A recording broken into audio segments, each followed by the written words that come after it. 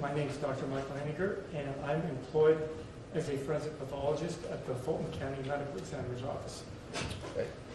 How long have you been employed with the Fulton County Medical Examiner's Office? I started in July of 1995. Did you perform the autopsy with respect to Ms. Diane McIver in this case? This autopsy was performed by me and also another physician who we were training. He was doing his fellowship. So it was done. I did the autopsy, and I was in charge of the autopsy, but he was also involved with it as a teaching situation. Okay. Can you tell the jurors, based on the work you did in this case, did you have an approximate age for Ms. McIver? We were told that she was 63 years old. Okay. Can you tell the jurors that these photographs fairly and accurately reflect what you saw during the examination of the body of Diane McIver? Yes. Videographer and the still camera operator, you are welcome to remain in the courtroom, but I am directing you not to make a still or video recording of any of the images that were just admitted. So while they are being displayed on any of the screens, because they need to be publicly displayed as evidence in this case that's not confidential, I am directing the media not to make recordings of those. You can see that she's in a hospital gown, and she has an extensive amount of medical intervention, particularly around her face. There's tubes going into her to help her breathe. And can you explain to the jurors what we see in Stage 335? Okay, this is what we call the identification photo, and we basically have a picture of the person, and then we have that number, next to it, and this kind of personalizes the case for us, and so it becomes kind of one of the first early pictures that we take.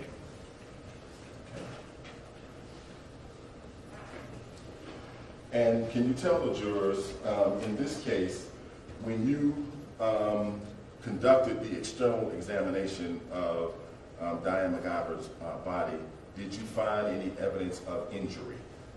Yes. And can you tell the jury, where did you see evidence of injury?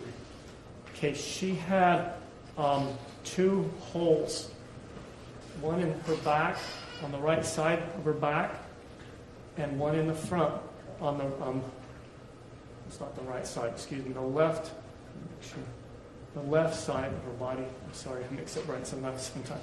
There's a hole on the left side of her back, and there's a hole on the left side of the front of her body. And these are gunshot wound entrance and exit wounds. So it's one gunshot wound, and it's manifest by 2 holes we can see on the external surface of her body. Okay. Does your expertise as a forensic pathologist allow you to make determinations with respect to which hole was the entrance hole and which hole was the exit hole? Yes. Can you explain that to the jurors? Okay. Entrance wounds, just before they go through the skin, the bullet abrades the edge of the skin as it punches through. So you'll see a little tiny abrasion around it. And sometimes if there's at an angle, it might be a little bit bigger on one side or the other. So entrance wounds characteristically have this abrasion.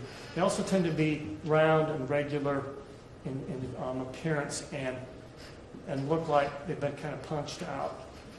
Exit wounds can be more variable, but they tend to look like tears. And they tend to not have abrasions around them unless there's some other reason, like if the body is close to a hard surface and the bullet goes through it, it may hit that surface and cause abrasions. It can be clothing like belts. It can be if they're laying on the ground. So there are some exit wounds that have abrasions around them for other reasons, but they're not going to be round and regular. So that's how we can tell entrance from exit wounds. There's some cases where it's difficult to tell an entrance from an exit, and sometimes there are things that you can look at that help you. You can look at both of them, and one of them may clearly be an entrance or an exit. Also, if there's an entrance and a bullet at the other end of that, then that's an entrance just by logic. So between the different tools that we have, most of the time we can tell entrances and exits very reliably. I'd like to show you State's Exhibit number 334.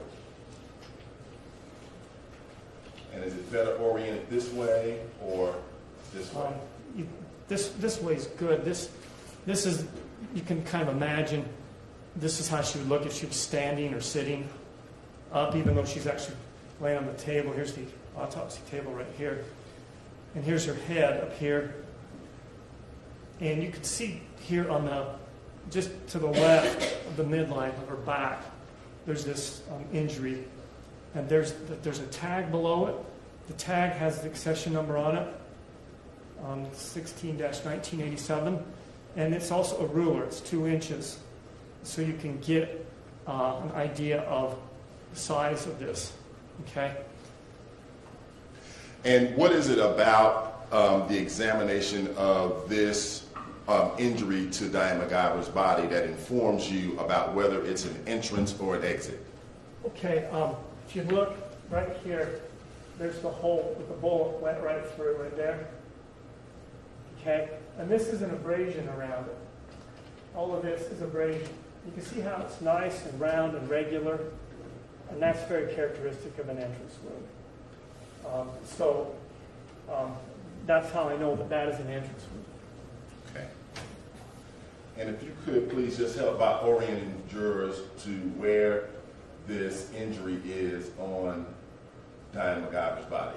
Okay, this is similar to the previous one. We're looking at the front of her body, and her head would be up off of the body, her feet would be down. This is her left arm right here. These are her breasts at the top of the picture.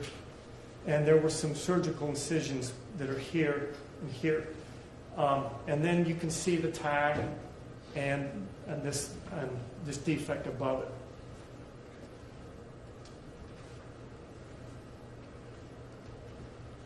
And this is State's Exhibit 601. Okay, so this is just a close-up of the previous picture. Her head is up and her feet are down. And this is, you can kind of see right here, the incision is at the middle of her abdomen. And this is over to the left side of her abdomen. And you can see this injury is kind of crescent shaped. It's horizontal. It kind of looks like a tear. And the bullets, when they come through the skin, they often tear. And there's no abrasion around it. So that is a characteristic of an exit wound. There's also the blue discoloration around it. And that's a bruise. And bruises occur around entrance wounds, and they also occur around exit wounds. So they don't help distinguish them one from another. And there's a bruise around this exit wound. Okay. And can you tell the jurors, Dr. Henniger, what is trajectory? Okay, trajectory is the path that a bullet takes from the muzzle of the gun on to wherever it goes. Okay. And can you tell the jury, based on the external and the internal examination that you did to Diane McIver's body, do you have an opinion with respect to trajectory? Yes, I can tell trajectory just in the body. I don't know, I can't tell from an autopsy what other trajectories are. But within her body, this trajectory is mainly from her back to her front. Okay?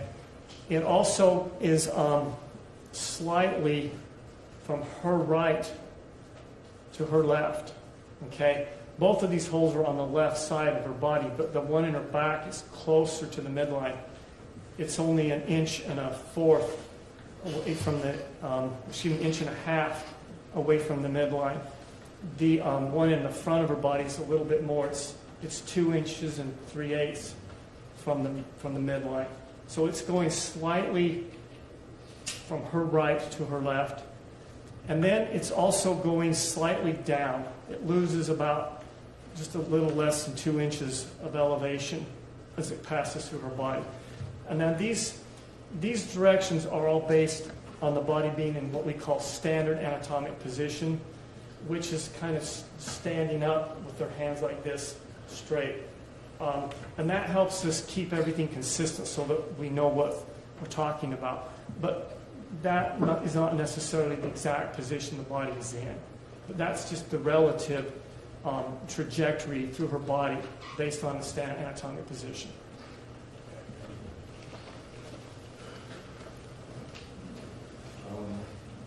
And can you tell the jurors, based on the autopsy that was performed on Diane McIver's body, do you have an opinion with respect to her cause of death? Her cause of death was a gunshot wound of the back. Now, can you tell the jurors, during the internal examination, did you determine whether or not the bullet struck any bony process in her body? Yes. When the bullet first went into her back, it struck part of the backbone, not the central part where the spinal cord is located, but it struck one of the side parts. The spinal column has these large block-like bones, the vertebrae, but they have little wings on them that stick out sideways and also in back. And you can kind of feel the one that sticks out back. It's kind of what you feel, the bumps on your backbone. The ones that stick out sideways are called transverse processes, and the bullet went through one of those.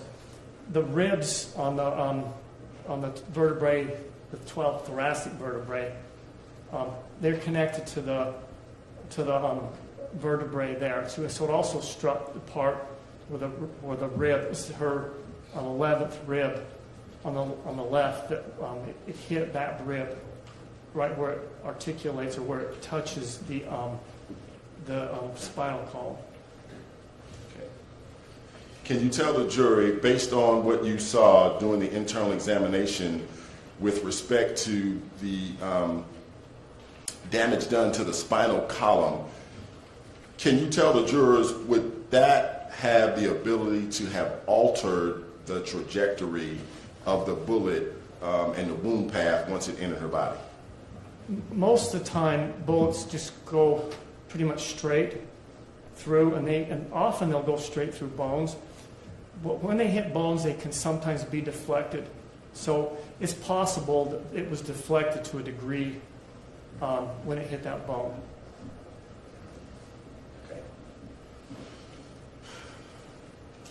Okay. Can you tell the jury what was the wound path? Okay, it also went through the very bottom part of the chest cavity.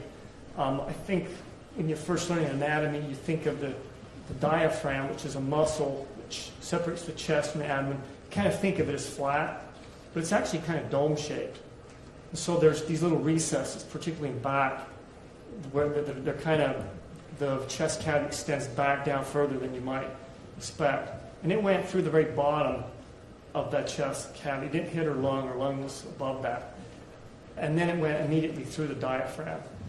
And that's a problem because the diaphragm helps move air in and out of the lungs, and it works on negative pressure. So it creates less pressure for air to come in.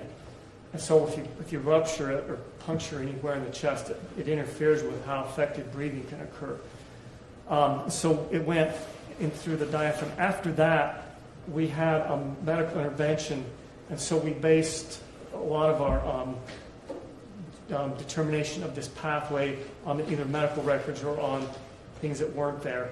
So, for instance, her left kidney isn't there. The spleen isn't there. The adrenal gland on top of the kidney isn't there.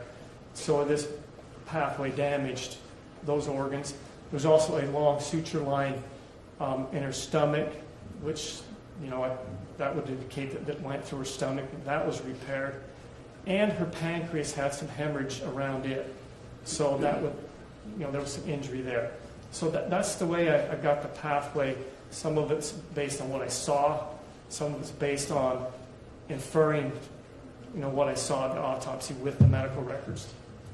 Okay. Because in connection with the work you did in this case, you also reviewed the medical records for Ms. McIver. Yes.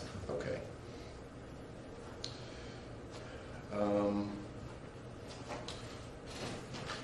And in this case, you did not recover any projectiles or any bullets from her body. No, I did not.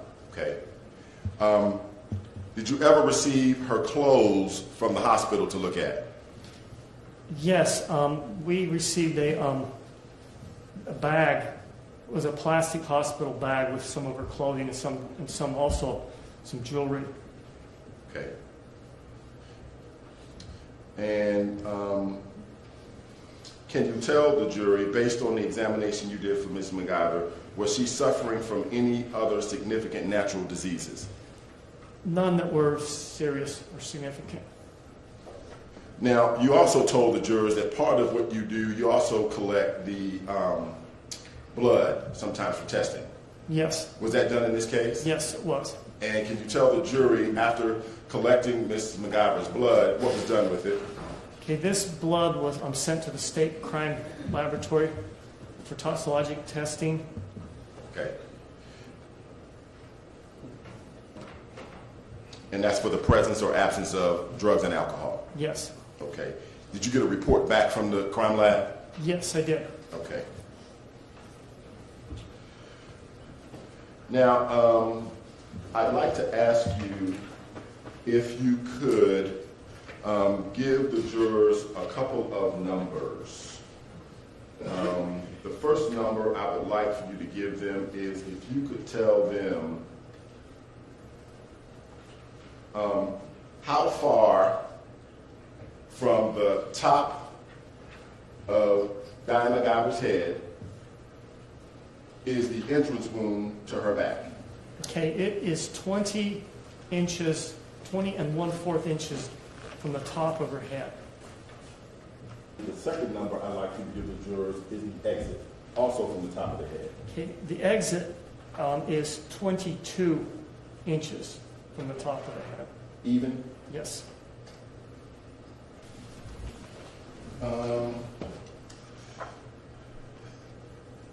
Now, prior to your testimony here today, have you had a chance to kind of sit down with me and other folks from my office to kind of go over this? Yes. Okay. And I have a mannequin here which can be used as a demonstrative exhibit during your testimony, and I'm going to ask you, is there a way you could use this mannequin and this little red probe I have to show the jurors the trajectory through the body of Diane McIver? Yes, there is. Okay. If some scientific report or test has been done prior to this time, I was unaware of and haven't been provided with anything with regard to this demonstration, which is, I believe, beyond the canon of an ordinary person. So I object to it being done. What would the scientific test be, Well, other than, say, practice? Well, I mean, then what do we need the doctor to do it for? Why do we need a medical examiner to do that if it was something anybody could do? And what does it demonstrate other than what is already demonstrated in the photographs? I don't think it aids anything. I think it was done. It's a specific test or demonstration that a scientific expert has done without us being provided. Okay. What would you envision getting? I mean, you had the numbers, the 20 and I 1/4. had the numbers. A report saying, hey, I got together with them on a Saturday or someplace like Roasters and did a test. And here's what we did.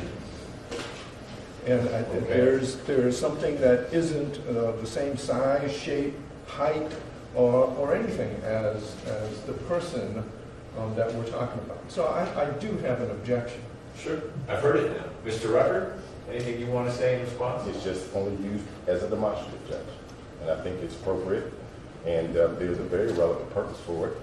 I wouldn't want to speak in front of the jurors, but No, I think it's relevant. You don't need to address that. I'm working through Mr. Harvey's concern that this isn't something he knew about in advance. I'm just trying to see if it fits sufficiently into the vessel of, well, this was an expert process that was done, and so there should be a report accompanying it. I'm going to allow Dr.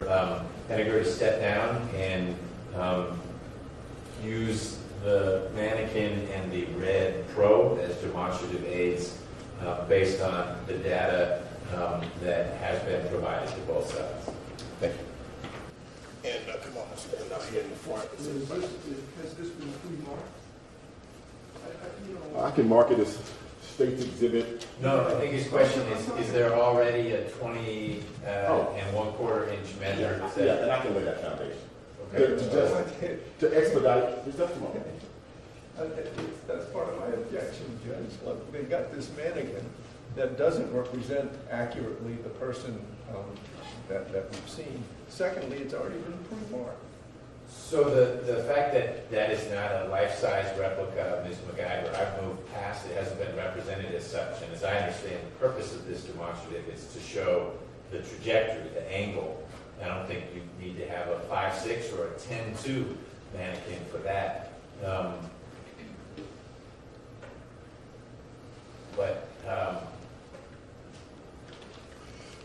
And I can lay some foundation. I guess you can ask some more questions, but it really, if Dr. Henniger in the past did some work to demonstrate X, I'm just working through whether that is an experiment, and that may seem like a heavy word to drape over what you're Right. describing Right. or you're trying to do, but if it was an experiment that he conducted and there were results, I just don't know what would be reported out other than I measured 20 and 1/4 and I measured 22, and you connect the dots. And so I'm going to allow it. I don't know, to Mr. Harvey's point, that it has to be Dr. Henniger who would be doing this, but he is your witness right now, and I think I would allow a witness with those data points to do what you're trying to do right now. And it probably makes sense to have the guy who's relayed to the jury what those data points are to do it. So your objections are noted and preserved. And why don't you please ask Dr. Henniger a little bit more about why the mannequin might already have some marks on it and what they represent. Right. That's a good question. Why does the mannequin have marks on it, and what do they represent? Okay, the marks were made when we were discussing, this was, we were preparing for this, and they're as close as I can get, and to where the entrance and exit wound is, and by putting the probe through them, it shows the trajectory.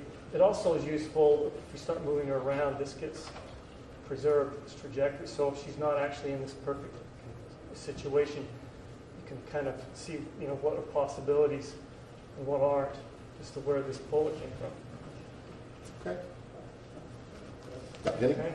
Yeah. So this entrance wound was on her back here, and it's just 20 1/4 inches down.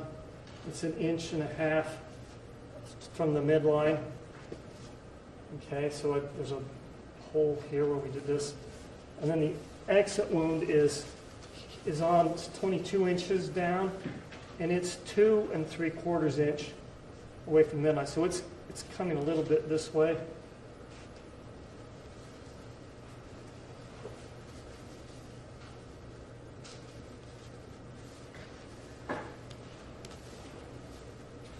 Okay, so this is, I think, a good representation of this trajectory. It's going down a little bit. It's going a little bit towards her left.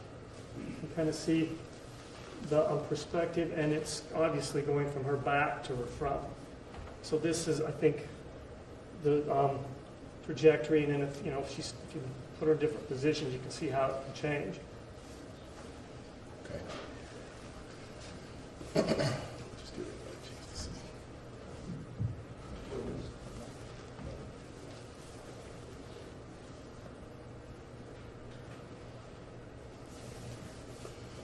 Okay. And so you said to the jurors that this is, the trajectory is downward if you look at the body in an anatomical position, correct? Yes. Looking at this demonstrative exhibit, Dr. Henniger, we can't put it in a seated position, but what I'd like to ask you is hypothetically, would the trajectory change if, say, the mannequin were, reclined back or in a seated position like Yes, this? you kind of see that like, just a little bit. If the seat is like really far forward, it'd be like this. If the seat is further back, it changes, and it can change several inches. If the seat's reclined quite a bit, like this, it can be somewhat different. So any of these are consistent with that wound, depending on where that seat is, which I can't tell from an autopsy where the seat was. Okay. If hypothetically the mannequin were reclined back far enough, would the trajectory change such that it would actually be upwards, likely? Yes. Okay. She can also be sitting higher or lower in the seat too, so that this kind of a movement, she's sitting higher and slouch down. It doesn't change where it's at. It doesn't change the angle, but it changes where the muzzle of the gun was by a few inches.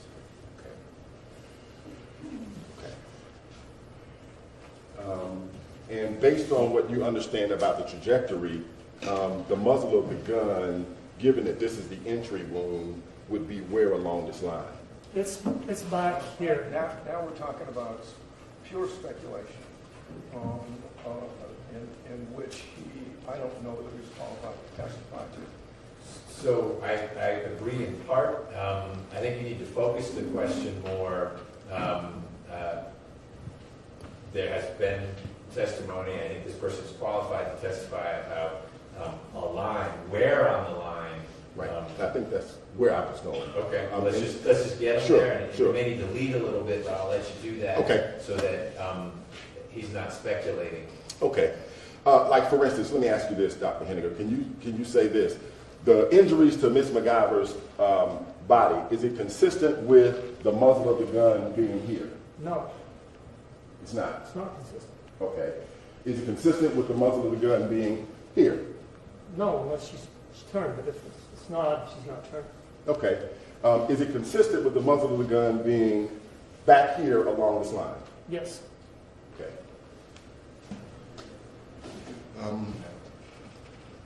Dr. Henniger, can you tell the jurors, as part of the external examination, were you able to determine a height and weight for Diane McIver? Yes. What was it? She was 67.5 inches, or 5'7.5" inches, and she weighed 163 pounds.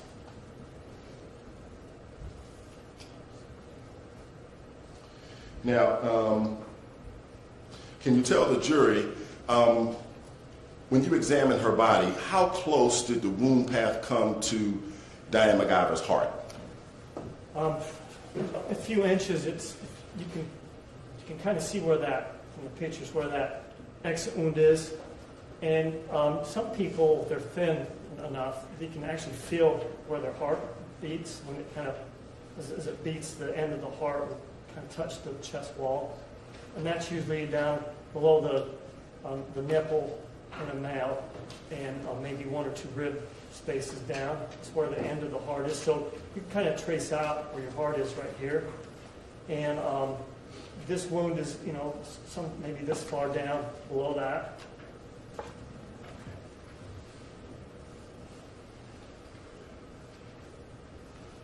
Now, can you tell the jurors, as part of the opinion that you formed regarding the entry wound to Diane McIver's body, can you tell the jurors, in your report, did you have or form an opinion with respect to the entrance wound and its regularity or irregularity? Okay, this wound is fairly regular. The hole is fairly round, and the abrasion is fairly round, even though there's more of it up high. So I thought this wound was not very irregular. Okay, it was fairly regular. Okay. And can you tell the jurors, did you have an opinion at the time that you looked at the entrance wound to Ms. McIver's back, whether or not a bullet had actually passed through some object before it struck her back? Yes, this is a very important question that comes up, and when bullets go through objects, like particularly, like you can imagine some of this desk, the furniture here, the bullets get flattened out, they can tumble, and when they hit the body, they make large irregular wounds. So when I'm looking at a wound, I'm always thinking about, was there an intermediate target? Is this wound irregular enough to suggest that? Okay, and in this case, just looking at the body without looking at everything else, it kind of at least suggested to me that the bullet may not have gone through another object. Okay, and as you can imagine, that if this bullet didn't go through the car seat, but there's a hole in the car seat, that now becomes two gunshot wounds, which changes this whole situation. But there's also, this is not 100%, and sometimes, depending on what the bullet goes through, if it does anything really hard, or if it starts to wobble, it can still kind of hit in pretty straight, even though it's kind of wobbling, just by luck. So there's, I was kind of concerned about this, and particularly early on in this, that we needed to look real carefully, not just me, but people looking at the car, to look real carefully at the car about how many times was the gun fired in the car, and that was kind of what I was thinking.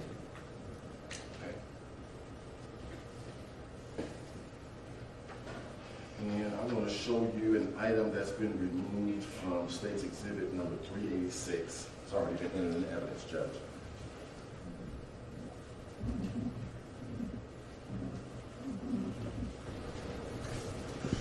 All right. Thank you very much, Dr. Henninger. I believe that's all my questions, Judge. Carter?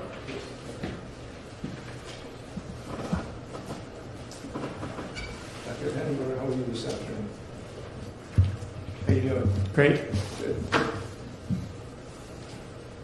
I understand that you were presented with Ms. McIver for the purposes of autopsy, correct? That is correct. And you were presented with Ms. McIver after a lot of medical intervention that occurred prior to you receiving her for autopsy. That's correct. And the autopsy, among other things, determines whether there you do an external investigation and an internal investigation, correct? That's correct. There's no question but that on your external examination, there were two holes. You said, you used the word holes, two holes. Yes. One in the back and one in the front, correct? That's correct. And based upon your years of experience, it was clear to you that it was an entrance wound and exit wound from a bullet, from the trajectory of a bullet, correct? That's correct. There wasn't anything particularly complex or sophisticated or unknown about that, correct? Yes, this is a very straightforward gunshot wound case. And one of the things that you did in order to help you with your, not necessarily external investigation, but your internal investigation, was also use the medical records from the extensive medical intervention that had gone on beforehand, correct? Yes. You knew that Ms. McIver had presented to Emory University, the emergency room, correct? That's correct. Because that's where you got the medical records from, and you reviewed those. Yes. You knew that she was in the emergency room in Emory University Hospital over in DeKalb County, correct? That's correct. And when she presented at at Emory, she presented with the bullet wound, correct? Yes. And in this kind of wound, this particular wound, there was not a lot of external bleeding from your review of the medical record. Yeah, I don't honestly recall that, but Okay. yes. There was a lot of internal bleeding, correct? We had quite a bit in that we measured, but and with surgery they probably took even more out. So I'm sure that, and just knowing where this went, you know, the damage, the organs that are damaged, those organs have abundant blood supply. So I'm sure there was a lot of bleeding. And there was, and when there is a lot of bleeding, if it's internal bleeding, there is pressure internally, correct? It can start to build up, although the abdomen can kind of also expand. So yeah. And one of the things that happens when there is bleeding is that there are, the brain doesn't get as much blood, correct? Yes, what happens is that the body is designed to try and shunt blood away from the less vital organs and shunt it towards the brain and the heart. And so there is a period of time where people are bleeding, but they're still having preservation of blood to their brain and their heart, but it's starting to be shunted away from particularly internal organs.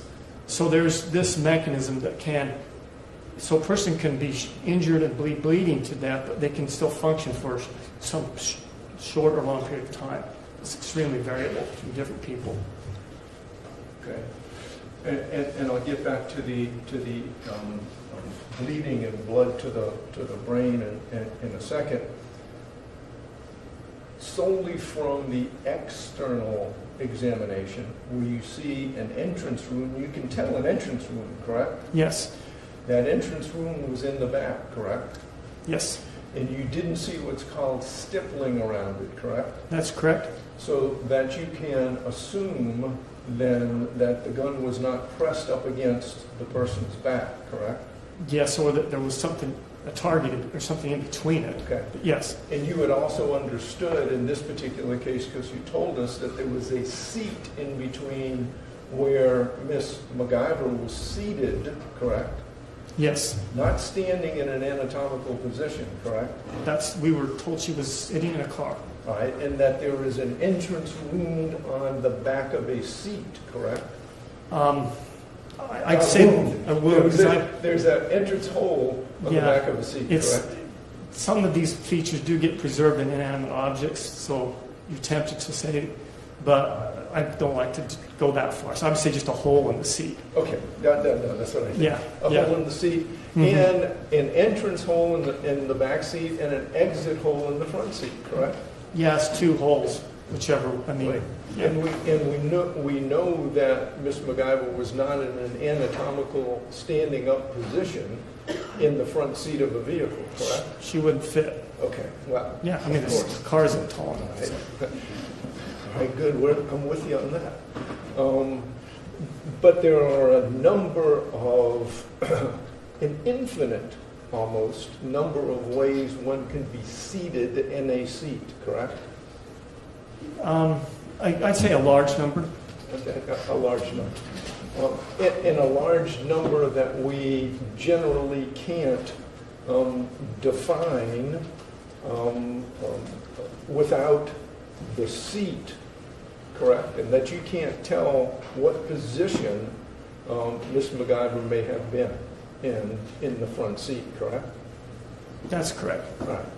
So when we looked at the anatomical model, we know it's not standing up. We don't know the angle at which the seat was, correct? That's correct. We don't know the reclining angle, correct? Yes. We don't know the actual position that Miss McIver may have been in at the time the projectile went through the seat, correct? She could be sitting a little bit one way or the other, leaning forward or back. There's some variability. Yeah, so there's a lot of variability within a confined space. Yes, Is that right? yes. Okay. So when you say the weapon had to be along the trajectory, it had to be along the trajectory from the back seat through the front, correct? Yes. And we can tell a trajectory through the back seat to the front the same way you did with the model, correct? With a rod. If you have the seat, you can look at the holes in the seat and do similar thing. Yeah. Okay. So we can understand at least a little bit better, not necessarily the path through the body, but the path through the seat is going to inform the path through the body. I think of them as two separate things that can be put together. Sure. But I mean, I'm not sure one influences the other. I mean, they're independent. There's a hole where this hole is in her seat doesn't change where the hole is in her back. They're where they're at, and then you can look at them and conclude from them. And try to put it together. Yes. Correct? All right. But you're not telling us the gun or the weapon or the muzzle had to be in any particular kind of position in order to inflict the wound that you saw, correct? That's not what you're here to tell us. Yeah, it's kind of, I think of it as like a probability box. I mean, there's a box back there that's likely it was in, and maybe there's some gray areas around that, and then there's a lot of places that it definitely wasn't. Yeah, sure. When Mr. Rucker said, well, it can't be over here on the side, well, I mean, that's way outside. That's the fake probability news box. there. Yeah. We know that. That can't be. That couldn't have happened.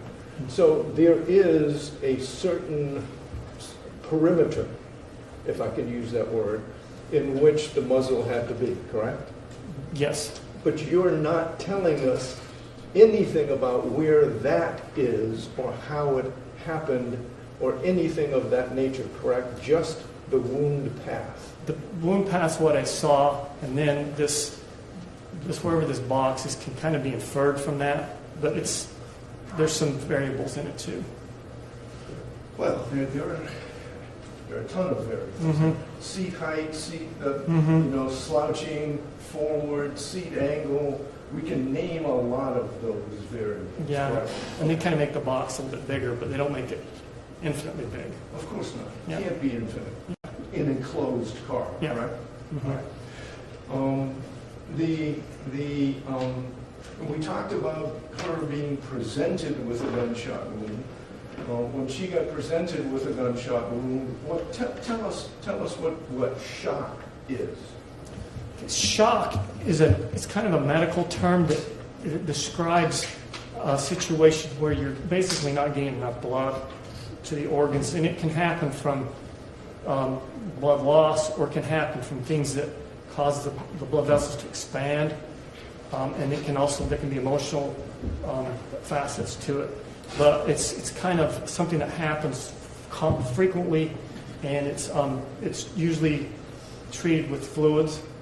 So and it's very common in injuries, and so people that are shot through these vital organs are probably going to go into shock invariably, I think. Well, we've got essentially a through and through. The projectile is not inside the body, correct? That's correct. And the projectile goes through the body. She's presented, and the first thing they want to do at Emory is to stop the bleeding, right? Yes. Okay. And if someone goes into shock, and, for example, she's bleeding out, stopping the bleeding, does that help? If someone that goes into shock, can they become unconscious? Oh, yes. And if you stop the bleeding and infuse the organs, can they become conscious again? I think so, yes. Okay. And if one is going into shock, becomes unconscious, can come out, the bleeding is stopped at least temporarily, can they still be able to think and talk and make statements and answer questions? They probably, yes. I mean, I don't know her specific. From an autopsy, I can't tell her specific situation. I mean, I can get it secondhand. But yes. Okay. Well, in your review of the medical records, you understood that the first object at Emory was to stop the bleeding, to infuse the body with blood, correct? Well, yeah, those kind of are two things, but they're both the same goal. It's to fill the vasculature up with blood again, fluids to, you know. Well, she would still be able to think and speak and feel for an unknown period of time, correct? Yeah, an unknown short period of time, yes. Yes. And bottom line here is we have a single bullet wound, correct? Yes. Without stippling, correct? Yes. Going through an intermediate body, correct? Yes. With the potential for it to either go through or hit something else, or unknown potentials going through the seat, correct? Yes. Okay. Going into the body from behind, correct? Yes. And coming out in the front, correct? Yes. And so the cause of death, without any question, is a single bullet shot wound, correct? Yes. Okay. That's all I have. Thank you. Mr. Rucker, any redirect? No, sir. Questions from the jurors for Dr. Henniger? Did you receive the clothing that Ms. McIver was wearing when she was a passenger in that car? We received a bag from the hospital that was labeled as her clothing, and I'm presuming that that was the clothing that she was wearing. Did you examine the clothing for any defects in connection with the injuries that you observed? We did, and we didn't write down whether we saw it or not. So Okay. I don't know for sure. I don't have it in my report, and I don't have pictures of it. I don't have it in my memory, so I can't. I mean, I think if we'd seen no. I don't want you to speculate. Okay, you're right. It's just, your answer is you don't recall whether any defects were observed in any of Ms. McIver's clothing that was provided to you. That is correct. Okay. You described a series of organs that had been removed from Ms. McIver before you received the body.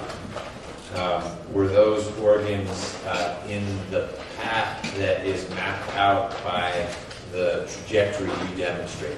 That's a very good question, and yes, they are. I'm sorry, I missed that. Just get handed something I missed. Sure. The question was, were the organs that were removed during the surgical procedures in an effort to save Ms. McIver's life, kidney, spleen, etc., were those in the path that is mapped out by the trajectory that was demonstrated to the jury? Answer, good question, was what was first said. And then yes. Mr. Rucker, any follow-up based on those two questions? Yes, sir. Just one. I'd like to show you an exhibit. It states exhibit number 523.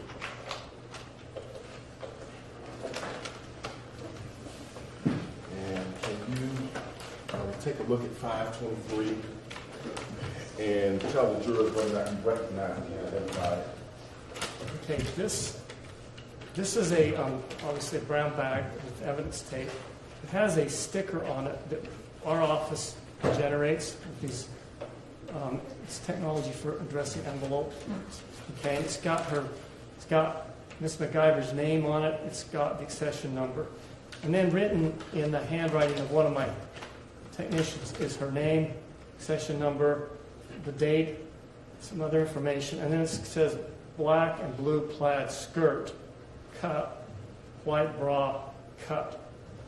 So presumably, those are some of the items of clothing that we were given and put in this bag and then sent to either the police or I think it's got the police numbers here on it, so we sent it to the police. Okay. And can you tell the jury, if you look on page 2 of 7 of your report, Okay. in the section marked Presentation, Clothing, and Personal Effects, can you tell the jurors items number 4 and 5, are they consistent with what is contained in States 523, the skirt and the bra? Yes. Okay. And in your report, is there any listing of a shirt received from the hospital? There's no listing on this, in my list in my report, of a shirt or a blouse or something that would be worn above the waist. Okay. And there's no reflection of a shirt also listed on the bag? That is correct. Okay. I would tender 523 in the evidence, Judge, and I'm not going to ask the doctor to open the bag or display any of the contents. Okay. Mr. Harvey, any objection to 523? Well, yes, because it doesn't have any relevance at this particular point. But still, is it going to go out? Are we going to open it? I don't see it as any probative value, and any probative value would be outweighed by prejudicial value of the 403. In light of the testimony that we received from Dr. Henninger, what's the probative value of 523? Shows a completeness, Judge, and I think it ties up a chain regarding testimony we had from hospital personnel with respect to the shirt and the items that were actually sent from the hospital to the medical examiner's office. Okay, we can take that up outside the presence of the jury, because I'm not remembering exactly the hospital piece of that. So I will table for now a discussion of whether 523 is coming in. Anything else for Dr. Henninger? No, sir. Mr. Harvey, any follow-up questions? No, sir.